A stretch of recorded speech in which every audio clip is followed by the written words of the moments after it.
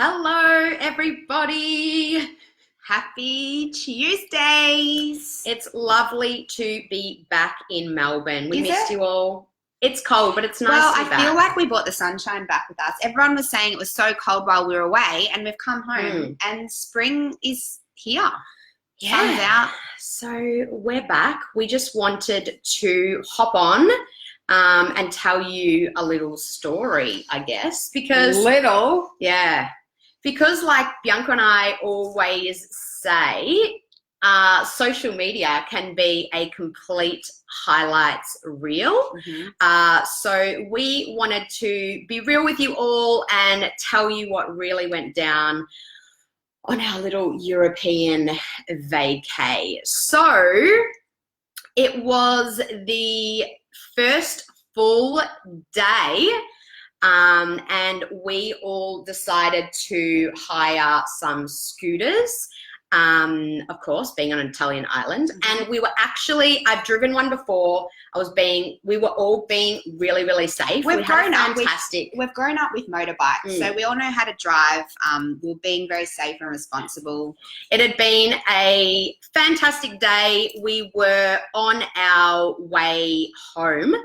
We were literally like a kilometre from home, and we took a wrong turn.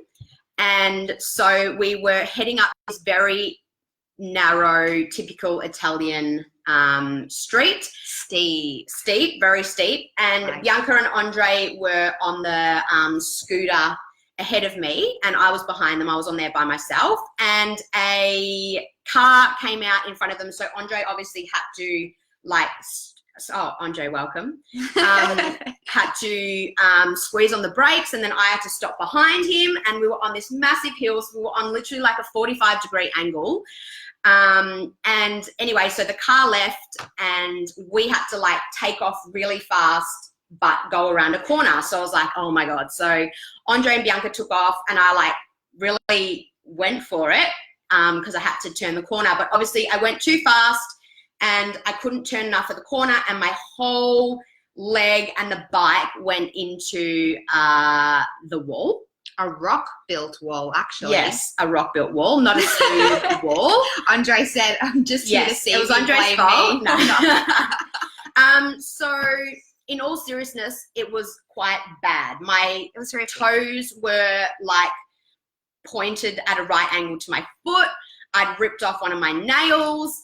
My whole leg was ripped to shreds. It was there was blood everywhere. The bike was on the floor.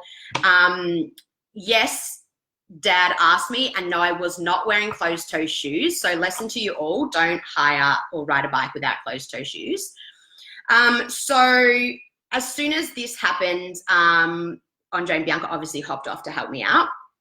And Bianca's first real challenge there was just, what was your first challenge? For those who know me, I do not cope well with blood.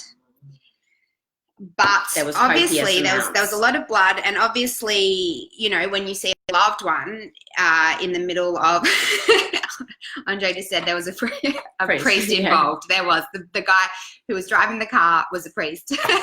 But obviously, when push comes to shove, I can joke about fainting when I see blood and whatever, but I saw my sister was in trauma, and I raced over, and I was really just inspecting everything, and it was really terrible. It was awful. Yeah. And all the people from like the surrounding houses obviously came out with their little their tourists crashing the Vespa kits. And they helped us. They like gave me some sanitizer, which I put on my leg, which was excruciatingly painful. And then we realized that we were still like 1 kilometer from the hotel. So we had to like hobble back. And at this point, I still hadn't cried. I was kind of, you were in shock. A little bit in shock. Completely in shock. The more that we got closer to the hotel, the more like my toes started to hurt, my legs started to hurt. There was blood absolutely everywhere.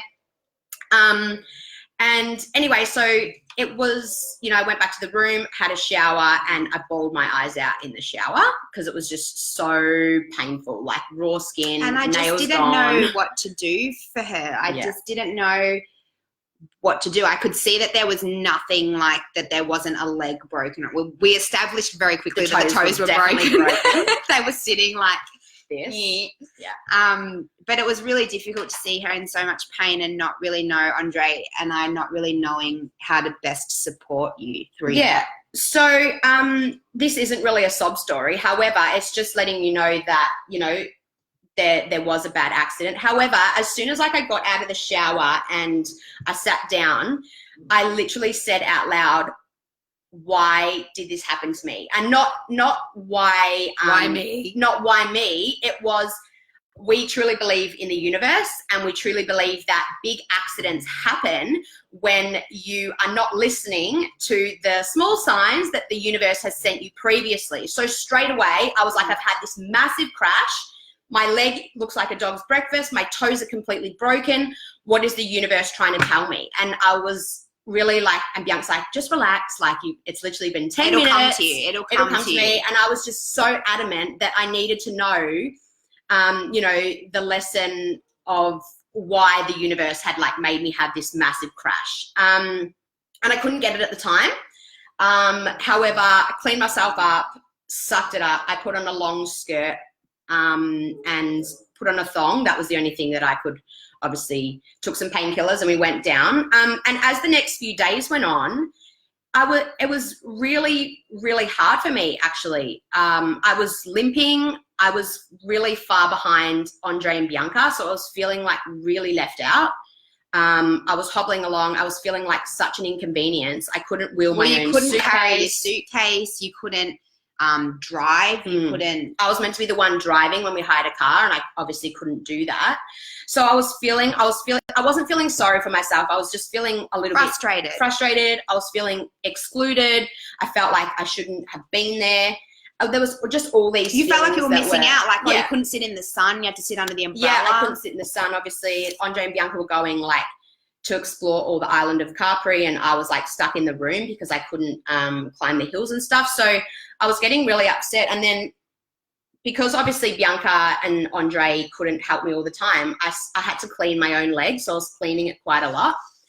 And it was one afternoon that I was by myself. Bianca and Andre went to this lookout. Obviously I couldn't go again. And I was cleaning my own leg, and it came to me why I had this crash. And it was a massive, massive wake-up call from the universe to me to start taking care of myself again. And some of you might have seen our live or my live before we left about, you know, before we left, Bianca's anxiety was quite, you know, high, and I was, you know, going through things of my own. And self-care was the first thing that kind of dropped off my radar. We weren't going to gym. I wasn't as much meditating on a regular basis as I usually do. My eating wasn't that great. We were busy with work, so we'd get like takeaway and things like that. And I think that as soon as I realized that that was why I had the crash, it was like such a relief. And what happened what were you forced to do when you did the crash? I was forced to slow down. I was forced to really take in every moment because I was hobbling along at a very slow speed. I was forced to take care of myself. I literally had to clean my own wounds. I had to remember when it was time to take my medication. I had to make sure that I was sitting in the shade. So I guess what we wanted to share with you, firstly, to show you that holidays aren't always a highlights reel. I did really have a fantastic time after I could start walking again, which was like 4 or 5 days later. And I think Bianca found some lessons in my... Well, I think that sometimes things like this force you out of your comfort zone. So Kritz was meant to be the driver. I don't like driving. Even in Melbourne, I don't drive. Kritz is always the driver. And I was really terrified to drive in Italy on the wrong side of the road. And obviously she couldn't. So that really forced me to step up. And I did. I drove for the whole 2 weeks. And I'm really grateful for that opportunity to do that. But I think even for me, it allowed me to be there for you when you often are so often there for me. And sometimes it's so nice to be able to give back. And Kritz hadn't been allowing me to do that for her. So before we left, my anxiety was in a bad way, and Kritz was going through her own struggles, but she felt like she had to be the strong one for me. And so I think this was a lesson for you as well, to show, like, you know, I was carrying my suitcase and Kritz's suitcase, and I could do it. Like, I could do it up the stairs. And I guess that was a bit of a metaphor for the fact that, you know, you can have your own baggage, but you can also help your friends when they need it.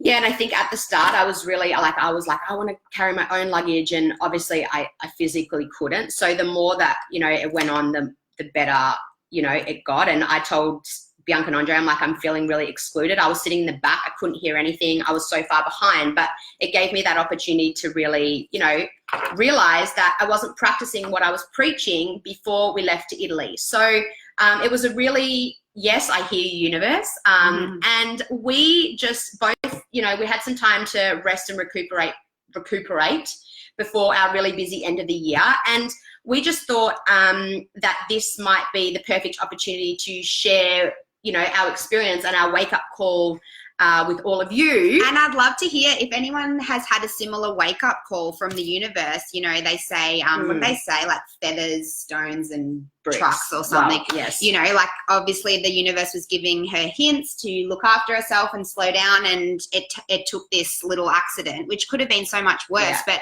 has this ever happened to you? Have you ever had a sign from the universe that you thought was really awful at the time, but in fact allowed you to sit back and recognize and take a lesson, and you're in fact better for having And I think all of our personal development, I'm really grateful for that as well, because it was a really bad, like it was a terrible situation.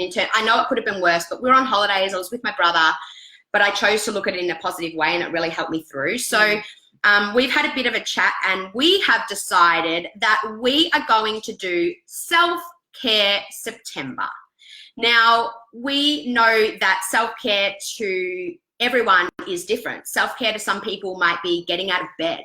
Self-care to some people might be washing your hair or changing your sheets or tidying up your room. And for others, it might be going to the gym, going for breakfast, getting a manicure, getting a pedicure. So we have decided that we are going to do Self-Care September, and we would love everyone or anyone to get involved.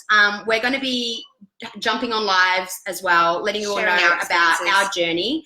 And if you'd love to get involved, get in touch, and we might even start like a little group chat or a little group. And it's going to be just, you know, obviously it's going to go for a whole month, but it's just with the intention of getting ourselves, you know, back on track. And sometimes it's easier to do that with group and support. So we extend that invite out to you. Obviously Bianca and I will be doing it, but we'd love you to join us. So yeah, we'll hop on in a few days, because we know this has been a long live, just to let everybody know. But yeah, that's what we wanted to share. Lesson learnt. Yeah.